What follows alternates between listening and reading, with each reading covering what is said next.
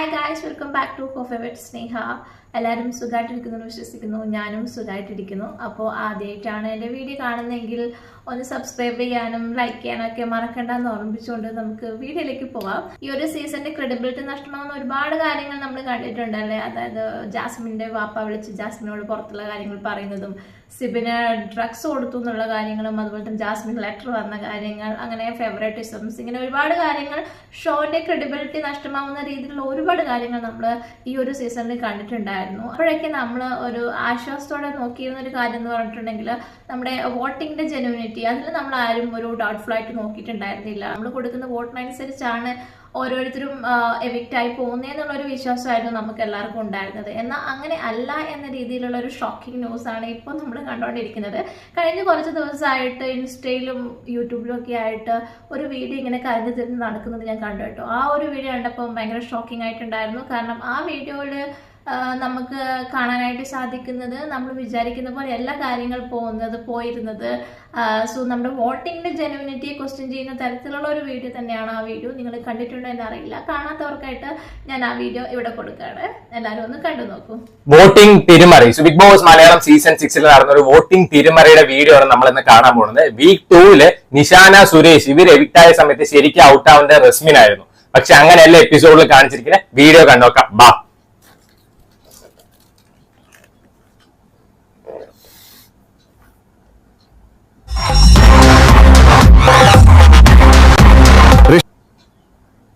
So ഇതിൽ നമ്മൾ കണ്ടു നോക്കിയാൽ നിഷാനയ്ക്ക് കിട്ടിയ വോട്ട് 1.7%, സുരേഷിന് കിട്ടിയ വോട്ട് 2.46% ആണല്ലോ. അപ്പൊ ഇവര് രണ്ടുപേരാണ് എവിക്റ്റ് ആയിരിക്കുന്നത്. പക്ഷേ അവിടെ സ്റ്റുഡിയോയിൽ കാണിച്ചിട്ടുണ്ടായിരുന്ന സമയത്ത് കാണിച്ചത് റസ്മിന് 1.57% വോട്ട്, അതായത് നിഷാനേക്കാളും താഴെയാണ് റസ്മിന് കിട്ടിയ വോട്ട്. പക്ഷേ അത് എപ്പിസോഡിൽ വന്നപ്പോ 5.57 ആയി. ബാക്കി കാണാം.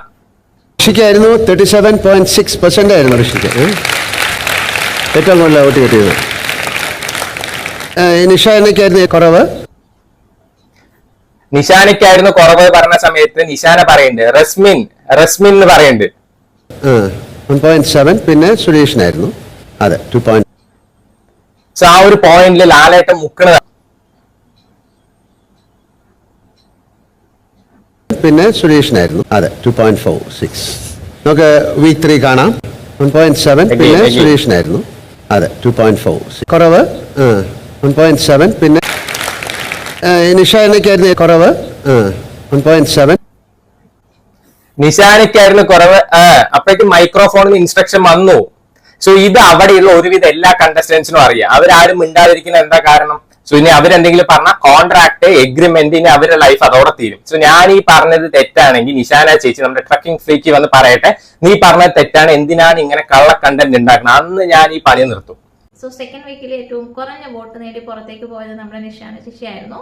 എന്നാൽ നമ്മുടെ ഗ്രാൻഡ് ഫിനാലെയിൽ ലാലേട്ടൻ അവിടെ വെച്ചിട്ട് ഈ സെക്കൻഡ് വീക്കിൽ ഏറ്റവും കുറഞ്ഞ വോട്ട് നേടിയത് നിഷാനയാണെന്ന് പറയുമ്പോൾ നിഷാന ചേച്ചിയുടെ ലിപ്സിലേക്ക് നമ്മൾ സൂക്ഷിച്ചു നോക്കുകയാണെങ്കിൽ നിഷാന ചേച്ചി പറയുന്നത് എന്താണ്? റസ്മിൻ എന്ന് പറയുന്നത് നമുക്ക് കാണാനായിട്ട് പറ്റുന്നുണ്ടല്ലേ.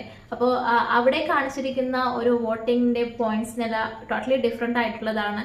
നമ്മൾ കണ്ടത് എഡിറ്റഡ് ആയിട്ടുള്ള ഒരു പോയിന്റ്സ് ആണ് കണ്ടിട്ടുണ്ടായിരുന്നത്. അതുകൊണ്ട് തന്നെ അവിടെ കാണിച്ചിരിക്കുന്നതിൽ ഏറ്റവും കുറഞ്ഞ വോട്ട് ലഭിച്ചിരിക്കുന്നത് നിഷാന ചേച്ചിക്കല്ല, റസ്മിനാണ് ലഭിച്ചിരിക്കുന്നത്. അതുകൊണ്ടാണ് നിഷാന ചേച്ചി ഏറ്റവും കുറഞ്ഞ വോട്ട് ലഭിച്ചിരിക്കുന്നത് നിഷാന എന്ന് ലാലേട്ടൻ പറയുമ്പോൾ നിഷാന ചേച്ചി റസ്മിൻ എന്ന് പറയുന്നത്. സോ അവിടെ ഏറ്റവും കുറഞ്ഞ വോട്ട് ലഭിച്ചത് റസ്മിനായിരുന്നു. റസ്മിന് ലഭിച്ചത് 1.76% വോട്ടായിരുന്നു. ദാറ്റ് മീൻസ് നിഷാന ചേച്ചിനേക്കാളും കുറഞ്ഞ വോട്ടായിരുന്നു റസ്മിന് ആ സെക്കൻഡ് വീക്കിൽ ലഭിച്ചിട്ടുണ്ടായിരുന്നത്. എന്നാൽ എന്തിനു വേണ്ടിയിട്ടാണ് അവർ റസ്മിനെ പ്രൊട്ടക്ട് ചെയ്തത്? എന്തിനു വേണ്ടിയിട്ടാണ് നിഷാന ചേച്ചിനെ സെക്കൻഡ് വീക്കിൽ ഔട്ടാക്കിയത്? സോ നമ്മൾ എത്രയൊക്കെ ക്വസ്റ്റ്യൻസ് ചോദിച്ചാലും ഇവരുടെ ഭാഗത്തു നിന്ന് യാതൊരു രീതിയിലുള്ള റെസ്പോൺസ് നമുക്ക് കിട്ടത്തില്ല. അതുകൊണ്ട് തന്നെ ഈ ഒരു ഷോ വൻ ഉടായ്പായിരുന്നു എന്നുള്ളത് നമുക്ക് എല്ലാവർക്കും മനസ്സിലാക്കാൻ ഇപ്പോൾ സാധിച്ചിട്ടുണ്ട്. ബിഗ് ബോസ് എന്ന ഷോ വളരെ ഉടായ്പായിട്ടുള്ളൊരു ഷോ ആണെന്ന് മലയാളികൾക്ക് എല്ലാം മനസ്സിലായിട്ടുണ്ട്. ഇനി വരുന്ന സീസണുകളിൽ പ്ലീസ് നിങ്ങൾ നിങ്ങളുടെ ഇഷ്ടപ്രകാരം പുറത്താക്കി എന്ന് പറയും. എന്തിനാണ് പ്രേക്ഷക വിധി പ്രകാരം എവിക്റ്റ് ആയി എന്ന് പറയുന്നത്? എന്തായാലും മുൻ സീസണുകളിൽ ഉണ്ടായിരുന്ന പലരും പുറത്തു വന്ന് പല ഷോക്കിംഗ് ആയിട്ടുള്ള ഇൻഫർമേഷൻസും ഷെയർ ചെയ്യുന്നുണ്ട്. ഈ ഒരു ബിഗ് ബോസ് ഷോയുടെ ക്രെഡിബിലിറ്റി നഷ്ടപ്പെടുന്ന തരത്തിലുള്ള ഒരുപാട് കാര്യങ്ങൾ ഇപ്പോൾ പുറത്തേക്ക് വന്നുകൊണ്ടിരിക്കുകയാണ്. ഇനിയും പല പല കാര്യങ്ങൾ പുറത്തേക്ക് വരാനിരിക്കുന്നുമുണ്ട്. അപ്പോൾ എന്തൊക്കെ പറഞ്ഞാലും ഈ ഒരു ഷോ സ്റ്റോപ്പ് ചെയ്യുന്നൊന്നും ഞാൻ വിചാരിക്കുന്നില്ല. സീസൺ 7 വരും. ആളുകൾ കാണില്ല എന്ന് പറഞ്ഞാൽ എല്ലാവരും പോയി കാണും, അതൊക്കെ നടക്കും. ഇവരൊക്കെ എന്തൊക്കെ ചെയ്താലും വരും സീസണുകളും എല്ലാവരും കാണും എന്നുള്ളത് ഇവർക്ക് നന്നായിട്ട് അറിയാം. ഈ കാണുന്ന പ്രേക്ഷകരൊക്കെ വിഡ്ഢികളാണെന്നുള്ളത് ഇവർക്ക് നല്ലപോലെ അറിയാം. അതുകൊണ്ടാണ് ഇവർക്ക് ഇഷ്ടമുള്ള പല കാര്യങ്ങളും അവിടെ ചെയ്യുന്നത്. എല്ലാ സീസൺസ് വരുമ്പോൾ നെക്സ്റ്റ് സീസൺ നമ്മൾ കാണില്ല എന്ന് പറയുന്നുണ്ടെങ്കിലും ഓരോ സീസണിലും കാണുന്ന ആളുകളുടെ എണ്ണം കൂടുക മാത്രമാണ് ചെയ്യുന്നത്. സോ അതുകൊണ്ട് ഇവർക്ക് നന്നായിട്ട് അറിയാം അവരെന്തൊക്കെ ഫ്രോഡ് ആക്ടിവിറ്റീസ് ചെയ്തിട്ടുണ്ടെങ്കിലും ആളുകൾ പിന്നെയും കണ്ടോണ്ടേ ഇരിക്കും എന്നുള്ളത്. അപ്പോൾ നമുക്ക് അടുത്ത വീഡിയോ കാണാം. അതുവരേക്കും ബൈ ബൈ.